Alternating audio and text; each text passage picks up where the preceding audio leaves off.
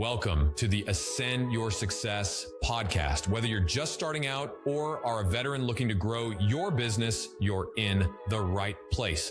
Join us to learn how to achieve financial freedom while working and living life on your own terms. Hear valuable insights, strategies, and interviews with successful entrepreneurs. Get ready to achieve the success you've always dreamed of. Ready? Let's go. What's going on, guys? My name is Wyatt Reed, and this is the Ascend Your Success podcast. And today, I get to interview my friend, one of my students, one of my deal partners, Ryan Mimbs. Man, thanks so much for being on. Yeah, for sure. I appreciate you letting me come on. Yeah, absolutely, man. So tell us, before we get started, because this is going to be a special episode where we do a case study on this huge deal that you just finished up. It was like a $110,000 assignment. It was actually bigger than that, but you split it with your partners. Before we get into that though, let's introduce yourself. Tell everybody who you are, where you're from, how old you are, because that's crazy too, right? So tell us a little bit about you first. So, like Wyatt said, my name's Ryan Mimbs. I'm 21 years old.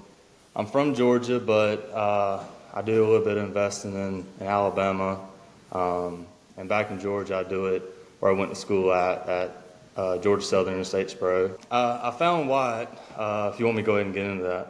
Yeah, absolutely, okay. For sure. Yeah, I found Wyatt actually on TikTok, which I know is kind of crazy, but I was praying to kind of find somebody to lead me into, real estate, and I knew I wanted to get in real estate, and some mentors and other people I talked to, they were, just flashy people, and they just weren't, really people I wanted to get behind. But I come across Wyatt and his team and, hopped on the call, and pretty much the rest is history. I joined almost immediately and been going since then.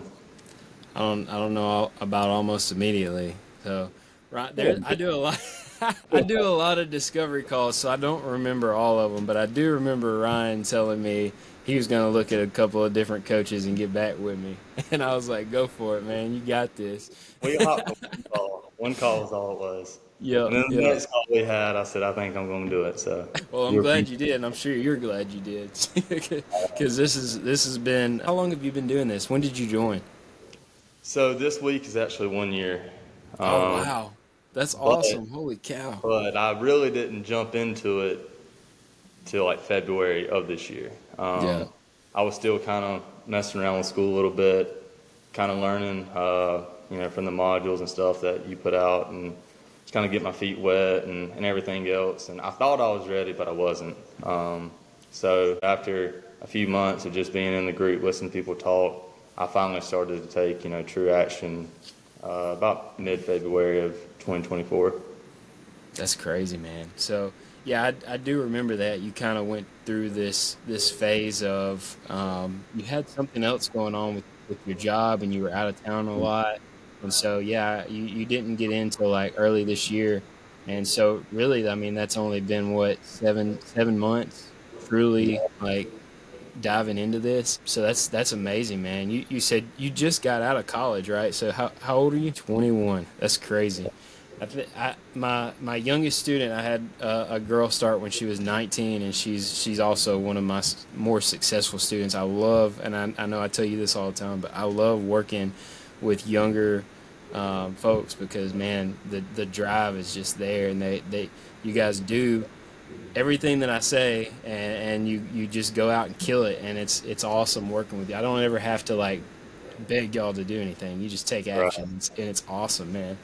So I love working with like young hustlers. So let's get into this deal real quick. So you just done a huge wholesale deal. Tell us kind of how you got started. You done it with a partner of yours that you met in Georgia, and tell us a little bit about that situation.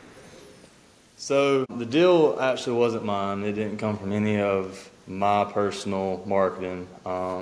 What it did come from essentially was networking. I'm a broke college student. I'm trying to, find people that's willing to help me out. And I come across a bandit sign, and I'm sure most people know what that is, but for those that don't, it's just, little advertisement signs that people stick, in the ditches or at red light stop signs, etc., saying, we buy houses, houses for cash, blah, blah, blah. And I saw one while I was driving through town. I was like, I'll call him up. So I called the number. He answered. I kind of told him who I was, and I was trying to get into it, and I was willing to do anything that he needed me to do to kind of show that I was wanting to do it. And he kind of cut me short and just like, hey, a lot of people try to do this. Talk is cheap. Go in, find you a deal. If you think it's a deal, then bring it back to me. That'll let me know that you're actually trying. So that's what I did. I sent him a couple. They weren't really deals, but you can see I was trying. So we kind of kept in the mix. And then one day he texted me and was like, hey, I have this lead. It's a potential, home run deal. If you think you can close it, I'm willing to split it 50-50. So that's kind of how it was brought to me, and I took it from there. Yeah, I think it's very important to understand for you guys that are listening how easy it is to talk to Ryan. Like, he's just a super, super down-to-earth guy. Like, he doesn't, BS or play around. So, like, he tells it like it is. And he's just a good guy. Like, we've done several deals together already. And one thing that has been consistent that I've seen that I don't normally see is people who are not quite ready to sell, like right then and there, they have told us several times that, hey, you have my word that you guys are going to be the first ones to do, because the conversations that you've had with these people. Like, you create good rapport with those people, and you're just like a down to earth, like, good old boy from North Alabama, right? Or southern, or South Georgia. Right? South Georgia. So it's really good, like when you're on these sales calls, you don't need to be a robot. You don't need to be just reading down a list of like a script or something like that, right? You do need to have a script. You do need to know the questions that you need to know on that first call, right?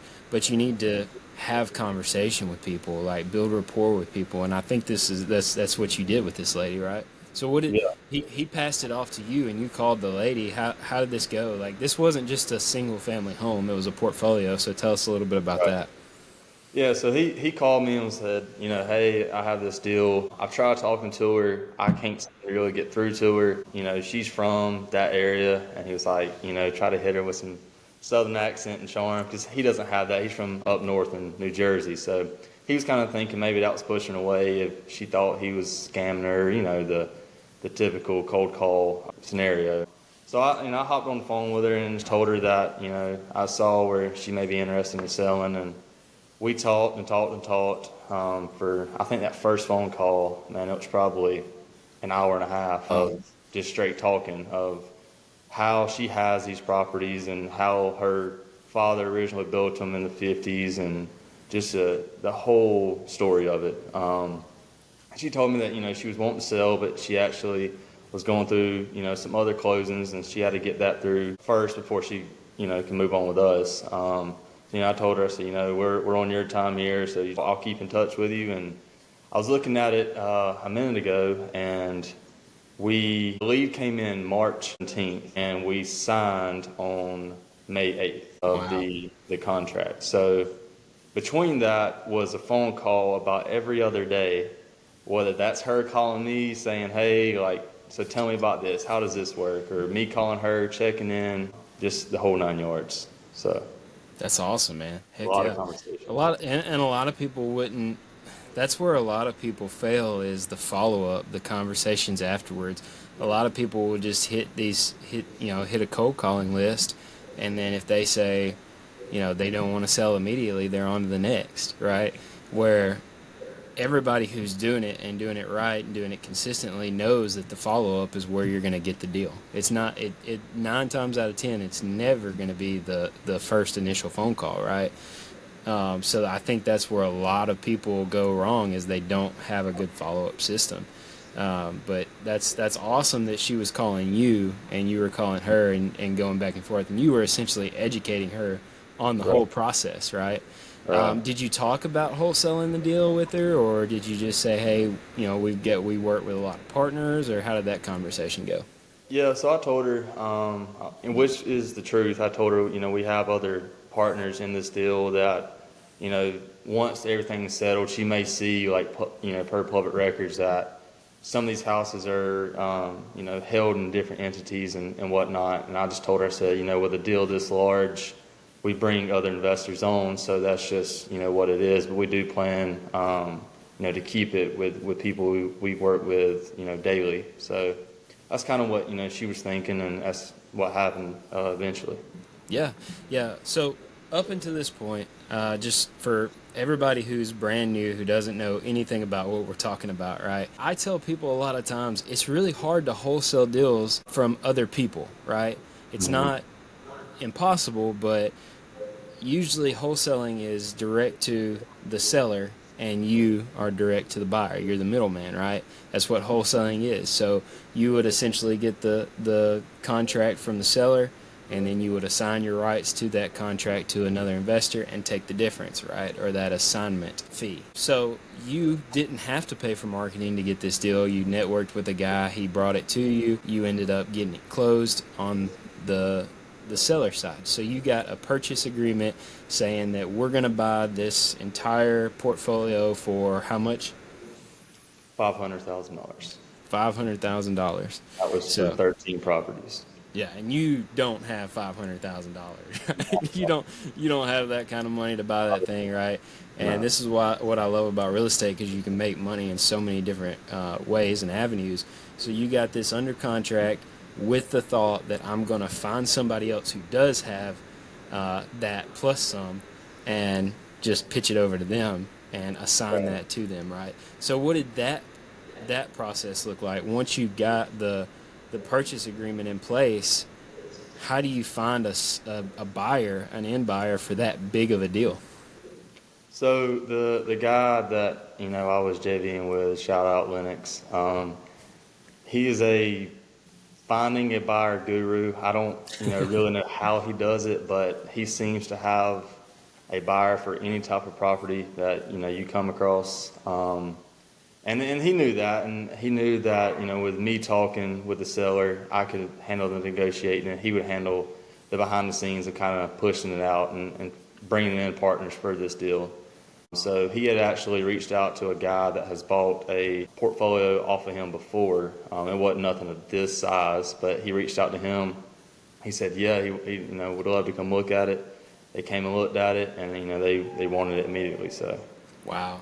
What did the due diligence? So when I say due diligence, when you put a house under contract, you have normally, like a single family home, you have 10 to 15 business days, as far as our contract goes, due diligence period, to walk these properties, tell us if you really want it or not, do the negotiations, get contractors in. So what did that due diligence period look like with that big of a portfolio?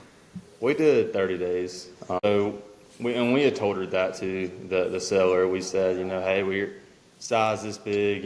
Some of our partners may only be able to come see 3 properties a day, or trying to fit in their schedule. I was like, so typically we do 15 business days, but if you can, we need to try to double that, which worked out, thankfully. Yeah, absolutely. That's awesome, man. So did they walk every single property? Yeah, they did. They walked every property but 2. That was because it was occupied with tenants, and they weren't home, and it was kind of a big ordeal trying to find a key for it, blah, blah, blah. Yeah.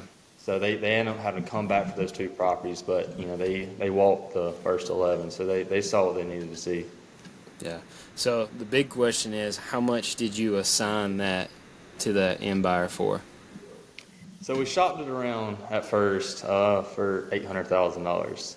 We kind of looked into it, and we thought that once it was appraised and all, it would probably appraise anywhere from $800,000 to $900,000 with no work done. So we, list it high, and then you come down from there. So we started out at $800,000.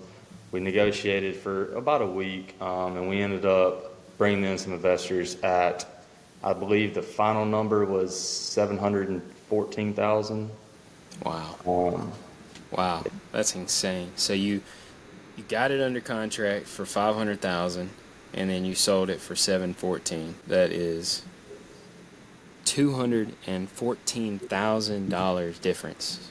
Mm-hmm. That's an assignment fee of $214,000. That's hands down the biggest assignment that I've ever even heard of. And I'm in a lot of high level, high net worth groups, and that's the highest assignment that I've ever heard of. And then obviously you split that with your partner, so you actually ended up getting around $107,000. Yeah. That's insane. That is insane. 21 years old, one of your first like 3 to 5 deals.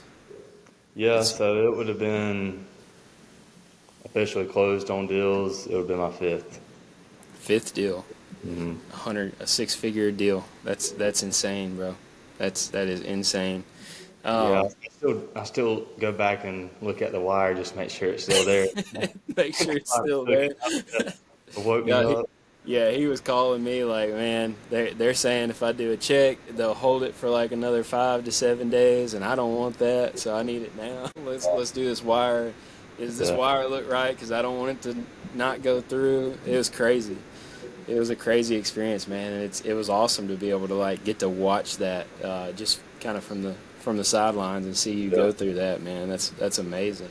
So, was there anything that happened during that deal that you learned like from, or anything like that was a struggle? Or because it seemed to me, obviously to you it's probably a little different, but to me it seemed like it went very, very smoothly. But I know it's always, it's Yeah, always if you look at different. it from the surface level, it went smooth. But if you want to dig into it, I could probably give you a book on what I learned and what kind of went wrong. So just to list a couple, they had to have the buyers, when we brought them on, they had to have a drive-by appraisal done, to get the funds and the lending and all that. So that went way behind schedule. That was supposed to be done within a week. It ended up taking a month. Wow. So, waiting on that pushed it back.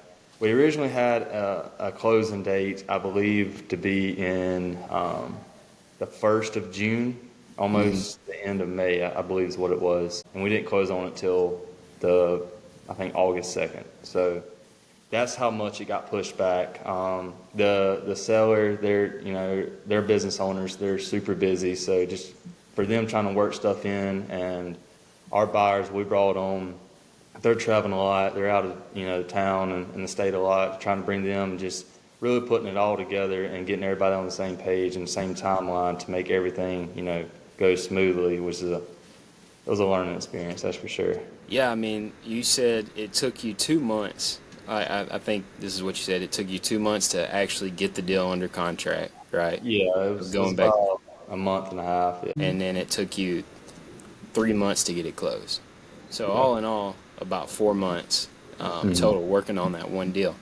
And I remember you telling me some of your frustrations throughout the whole process, and I was like, well, dude, how many people, or how did you think it was going to be easy to make 6 figures on one deal? It's not as easy as it looks, right? And so, if it was easy, everybody'd be doing it. Wouldn't everybody be millionaires, right? So, but that's awesome, man. You steadied the storm. You handled it very, very well. So I'm super proud of you for everything that you've done. And so how does that change? That's a lot of capital, right? And you've done a couple of deals. That was your 5th deal. You've done a couple of deals, a couple of wholesale deals. You've got $6,000 to $10,000 here and there on deals before that. And then you got 3 or 4 deals in the pipeline right now that have already been assigned for 15 to 20.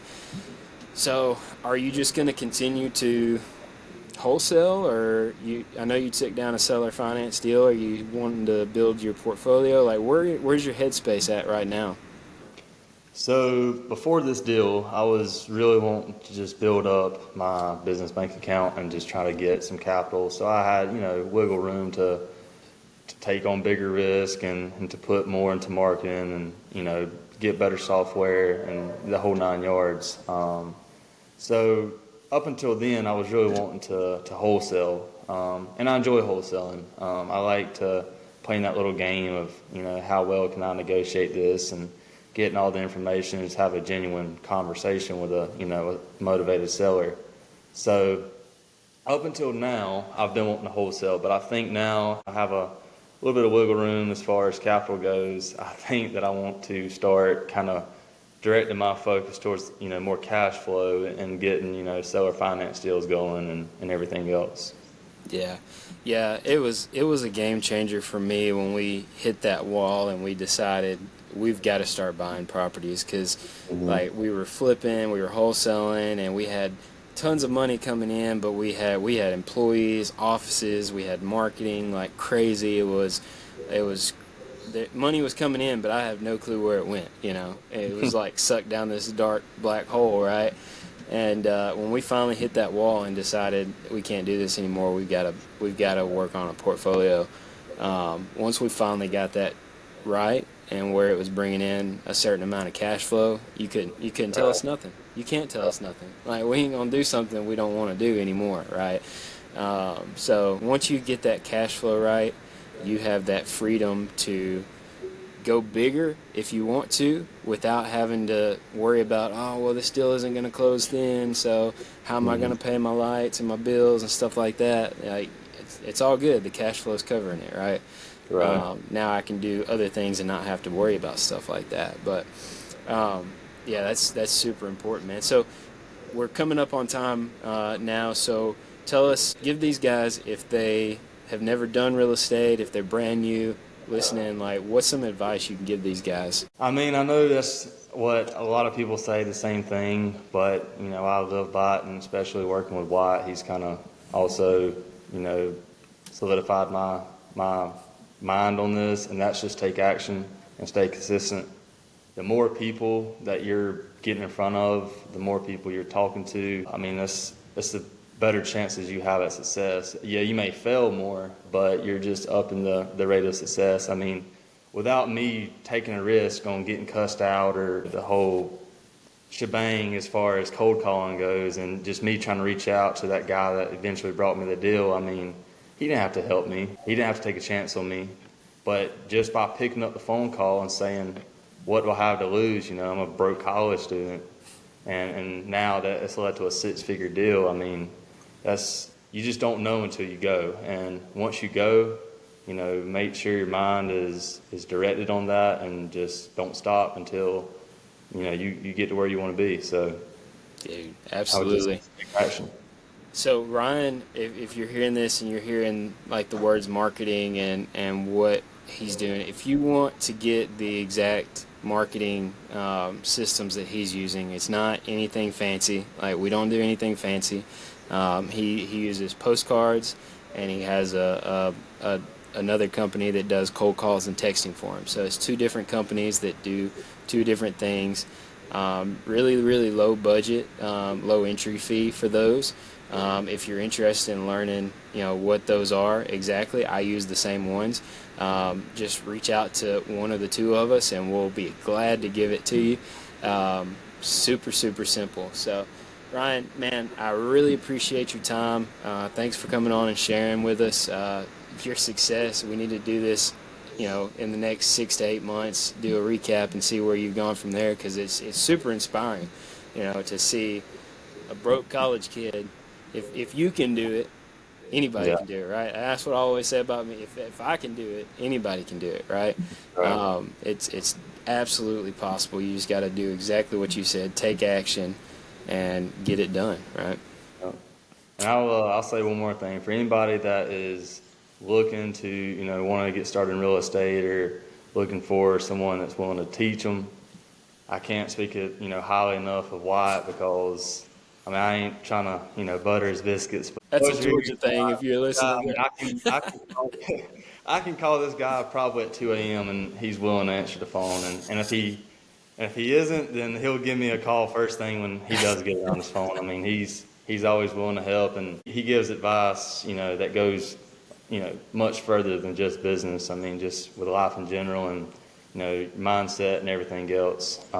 So if you're looking for someone that's, that can really, change your life, definitely get in touch with Wyatt, and also the other mentor, Jacob. They're two phenomenal people, so definitely give them a shout. That means the world to us. Like, you guys don't understand. Anytime we hear anything like that, it just, we know we're doing the right things when we hear stuff like that. And we hear it from people outside of the community talking about our students as well, which is a great segue to say, guys, if you listen to this and you heard something you liked, or you're interested in learning about real estate or how to get started, just go to ascendyoursuccess.com. Fill out a couple of questions, and I'll look at all of these personally. I will call you personally, and we will talk. There's, you don't have to pay to have a conversation with me. Just fill out that application. Let's schedule a call, and let's see if we're a good fit for you, you're a good fit for us. But regardless, we'll see y'all on the next one.